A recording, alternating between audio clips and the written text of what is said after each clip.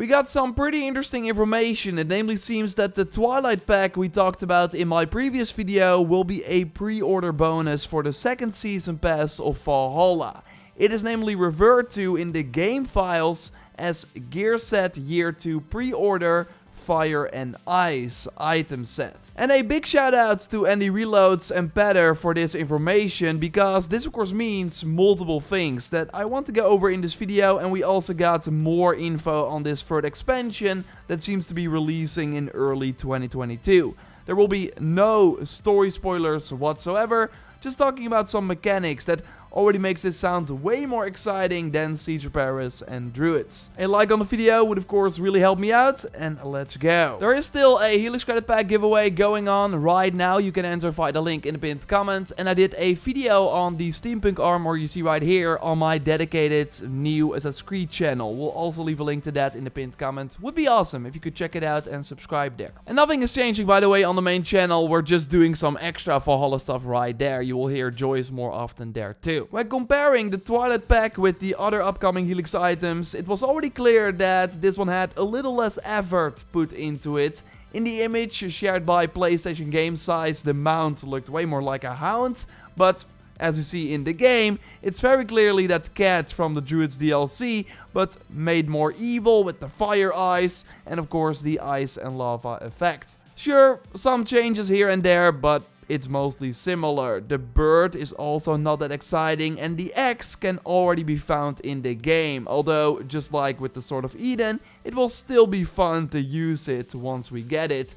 And I talk a bit about the perks and also from the gear set in my previous video, which I will link to at the end of this one. Now, but comparing this to the new Shinobi armor with the awesome katanas and the amazing looking fox mount, like that is all completely new, very similar to the recently released steampunk armor.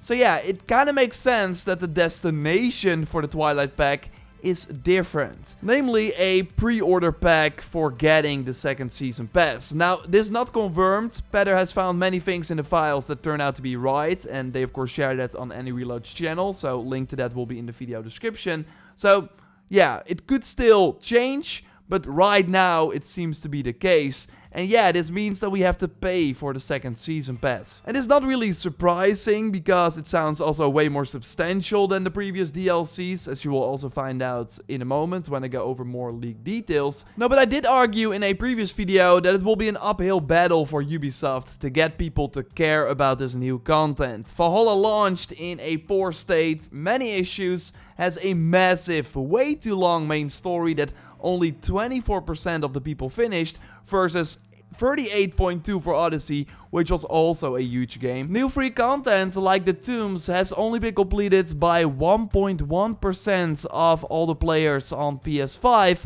while you can do this content already very early, namely the moment you unlock your settlement. Like, that's a very low percentage for free content more than 2 weeks after its release. Also, Siege of Paris was completed by 4.4%, while the final episode of the Atlantis DLC 6.1%, and it takes of course way longer to get there. And I also made a poll asking you if you would be interested in a second season pass for Valhalla, with 6% of the 39,000 people saying yes, no question.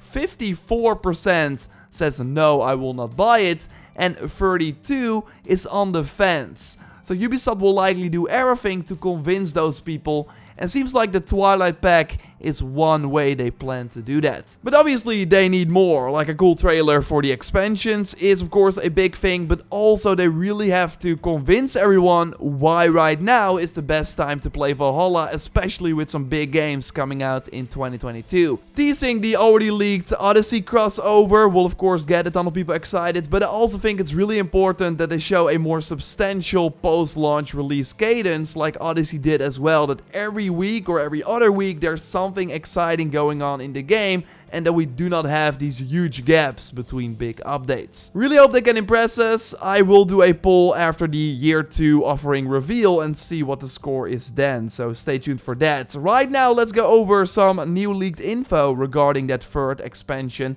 We already learned about a new arena we might be able to find in Svartalfheim, where the DLC takes place, where we might be able to replay the mythical creatures. I really hope that's true. The Odin armor seems to be obtainable in this first third expansion, and I will link to my previous Dawn of Ragnarok videos in the video description for if you haven't checked them out yet. Another big part are the abilities that we already went over thanks to images shared by French YouTuber Jonathan.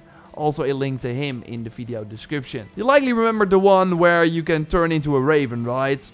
That is hyped. I want to see that in action. But yeah, those are of course abilities Eivor can only do in these mythical realms. Although Andy Reloads now shared that there might also be abilities we could pull off both in the mythical worlds that then have regular world versions too. So one of the examples he gives is Explosive Retreat. Jump backwards and cause a thunderbolt to strike the ground, dealing damage to enemies. And then the version we get in England creates this staggering explosion underneath yourself after jumping backwards. So that makes more sense. So really curious if more or all the abilities that we get in the Dawn of Ragnarok can also be used in some way in the regular world. And while all the roaming bosses in the, let's call it, real world are dead, it seems that we will get some new ones in Svartalfheim, and it has overall been kinda sad that we did not see this mechanic in the Year 1 DLCs, while Origins did have multiple of these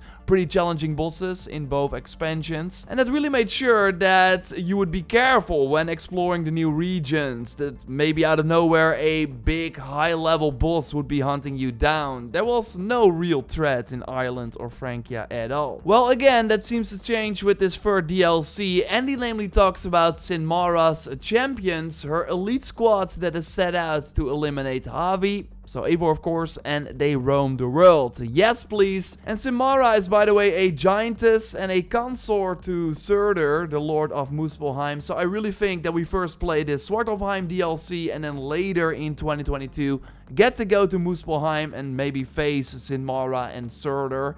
We already have his sword, by the way, and his armor set with the helm saying that this could very well be a long lost crown of Muspelheim, maybe. So I hope that Surtur still has some other Hell Damnation type items in his arsenal. The new weapon type in the Dawn of Ragnarok seems to be the Edgear, which we touched on before, these huge sort of pole arm style weapons. So maybe we get the two-handed maces in the second expansion, a Surtur two-handed mace. I would be down for that. But yeah, curious what these roaming bosses in the Svartalfheim DLC will look like. And also, just like the Zealots, Villaki from Origins and the Mercenaries in Odyssey, these roaming bosses will show up at camps when, in this case, the Muspel alarm sounds. So making stealth, hopefully, in these challenging camps a smarter option. But there's more. Again, this DLC seems to be pretty massive. There are new mythical bosses leaked. I don't want to spoil those because there are references in the files, but I think it would be way cooler for you to see them for yourself. But I do think this is interesting to note. There namely seems to be an Angrboda wolf pack, 5 packs of elite soldiers who are laying low in Svartalfheim, so they seem to be more Drangir type encounters, at least that's what I make of it, but then maybe comparable to the Cavalier in Siege of Paris, where there were like multiple enemies fighting you, or maybe comparable to the River Raid boss fight near the end of Pack 2. Still really sad that we can't replay them, because these boss fights were awesome. And these encounters also seem more hidden, as we need to rescue dwarves in the world that then might reveal the location of these packs. There are 6 armor sets found in the files, which is Rev of the Druids level, with the Odin Allfather armor being one of them, and Andy already showed this armor in his video. I think it looks awesome, but the perks being assassination damage when cloaked and undetected, and an additional increase to headshot damage when fully wearing the set is really bad and boring. So I hope this gets changed. It does mean that we have different parts of the Odin armor and that it's not going to be a legacy set, which is cool. But yeah, these are Valhalla 1.0 perks. We are in year 2 now, and they recently showed that they can make way more exciting effects for new weapons, and for example for the Fallen Hero armor set, which I also discussed before. Link to that also in the video description. There's a Fire Giant set, melee damage when your weapon is on fire and increase to melee resistance, also meh. And a Dwarven Blacksmith set, increase armor when stunning an enemy and additional increases to speed. This, again, seems like the Druids DLC where the armor sets are new, they do look cool, but because they have no interesting perks, you're maybe transmogging them and then kind of forget about them. I hope I'm wrong. I hope they look like fantastic. But yeah, the perks could be better. So maybe they are still tweaking it. Because, again, the DLC is close. But yeah, we still have to wait a few months. And when we get more info, I'll of course let you know here. So totally subscribe for everything Valhalla if you haven't already. A like on the video would really help me out. And check out my second Assassin's Raptor channel as well, where I post way more Valhalla videos, going in depth on certain elements. I think you will like it. So check it out, subscribe, that would really help me out. And I will see you in the next one. Goodbye.